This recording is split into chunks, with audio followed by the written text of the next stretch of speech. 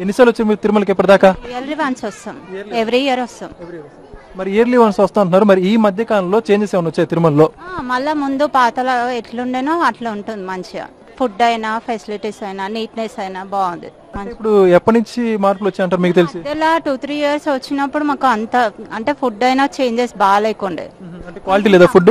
అంత కంఫర్ట్ లేకుండే, ఇక్కడ రూమ్స్ అయినా కొంచెం కంఫర్ట్ లేకుండే. ఇప్పుడు మళ్ళా ముందు ఎట్లా నీట్ ఉండేనో అట్లా ఉండే. ఫుడ్ అయినా మంచి క్వాలిటీ ఉంది. ఇప్పుడు లడ్డు తీసుకున్నారా? తీసుకున్నాం. లడ్డు క్వాలిటీ బాగుంది, ముందట్లా ఉంది. అన్నప్రసాదంలో వడ ఎక్స్ట్రా యాడ్ చేశారంట, తీసుకున్నారా? బాగుంది, బాగుంది, టేస్ట్ బాగుంది. అంటే ఇప్పుడు రూమ్ ఫెసిలిటీస్ కానీ, సెక్యూరిటీ సంబంధించి తోపులు అట్లా అవన్నీ లేకుండా, గందరగోళం లేకుండా ఉందా? అన్ని మంచిగా ఉన్నాయి, అన్ని ఫెసిలిటీస్ బాగున్నాయి. ముందు మధ్యలో అట్లా అయిన ఉండే కానీ కొంచెం అన్ని ఇప్పుడు మళ్ళీ మంచిగా నార్మల్ గా వచ్చేసినాయి అన్ని. మొత్తానికి మీరు శ్రీవారి భక్తురాలు ఇప్పుడు సాటిస్ఫాక్షన్ ఉన్నారా? చాలా. పెద్ద మీరు చెప్పండి, ఎలా ఉంది? చాలా బాగుంది సార్. నార్మల్ 2-3 years కొంచెం డిఫరెన్స్ అయింది, కానీ ఇప్పుడు పూర్వం ఎట్లుందో వంటకాలు కానీ పరిసరాలు కానీ అన్ని శుభ్రంగా ఉంటున్నాయి. ఇంత మంచిగా ఉన్నది.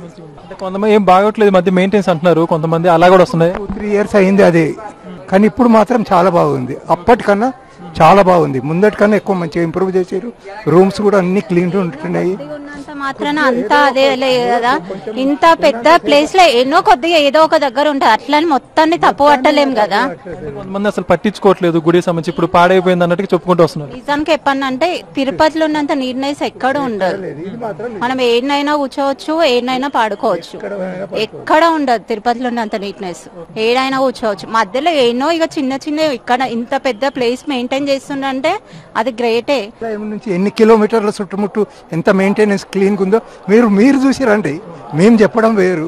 విన్నావా, ఎవరో ఒక రోజు వచ్చి ఎక్కడో ఏమోనో చూసి అదంతా ఖరాబ్ ఉన్నదని చెప్తే వాళ్ళ మాటలు పట్టుకొని మీకు చెప్పేది మేమేముంది చెప్పండి.